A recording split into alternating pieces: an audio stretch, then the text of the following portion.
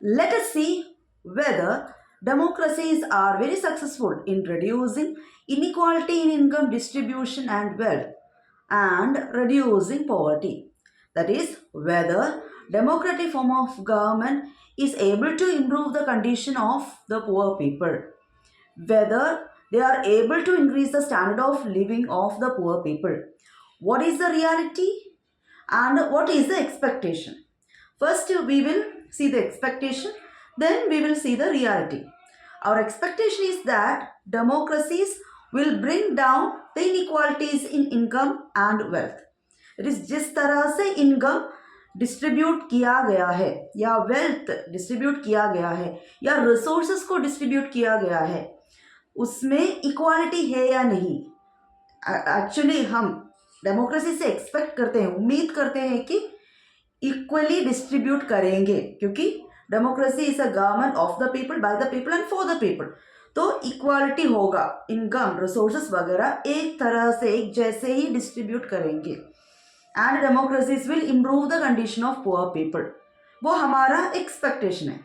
लेकिन रियलिटी में देखा जाए तो हमें पता चल रहा है democracies are very successful in bringing economic growth and development. They are able to increase GDP. They are able to increase the national income of our country. But they are not able to reduce the income inequality in society. They are not able to improve the condition of poor people. That is the reality. Understood? So there is a portion in our textbook, reduction in income inequality and poverty, which is considered under economic outcome. Right? So our expectation is that democracies should reduce economic inequalities. That is, many of the democratic countries are achieving impressive economic growth and development, but they are unable to reduce the income inequality in society.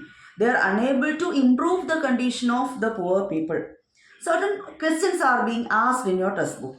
Is economic growth in democracies accompanied by increased inequalities among the people?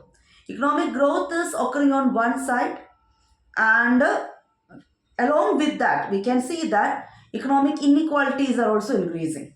So question is economic growth in democracies accompanied by increased inequalities among the people? Yes, economic growth is increasing, development is occurring, but along with that inequalities are also increasing. Now, do democracies lead to just distribution of goods and opportunities? No, there is no just distribution of goods and opportunities. You take the case of public goods like health situation, education, etc. Distribution of goods, that is not happening equally. Even the opportunities too.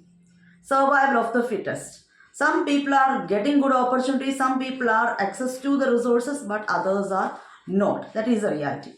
Here we are talking about two types of equality: political equality and economic equality. Democracies are very successful in bringing political equality. Now, what is political equality? Political equality means universal adult franchise, the political rights, right to vote. So, in a democracy, we do have universal adult franchise. That is, everybody who have completed 18 years of age, irrespective of age, class, sex, etc., they can go for voting. Their vote is having equal value. Even they can stand in election also. Political rights are there. But when we talk about the economic equality, that is not guaranteed in a democracy. And unfortunately, we can see that in India, countries like India, the number of poor people are more. Okay, and their condition is not very good. And countries like ours, a small number of ultra rich enjoy highly disproportionate share of wealth and income. Now, what do you mean by ultra rich? That is, the people who are having extremely high level of wealth. Okay, that they are only few in number, only less in number, but still they have a lot of money. And when we talk about the income of our country, total income of our country, their contribution to total income is more than the poor people. Okay, majority of the people are poor people, only a very few are rich people, but their contribution to national income is more than the poor people. Okay, poor people's contribution is very less, but the vote of poor people is precious. Political parties are concerned about their vote. but they are not concerned about, or they are not taking care of the needs of poor people. They are not trying to improve the standard of living of the poor people. So which is really, really bad. So we can conclude that democracies do not appear to be very successful in reducing economic inequality. Income of poor people are not impressive.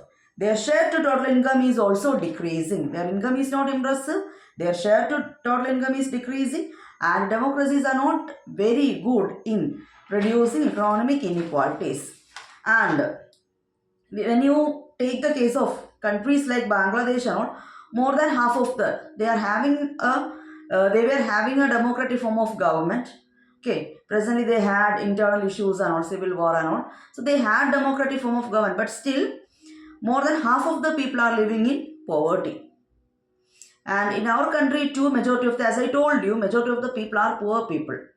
And political parties need their votes, but they are not considering their problems, or they are not trying to improve the living conditions of the poor people.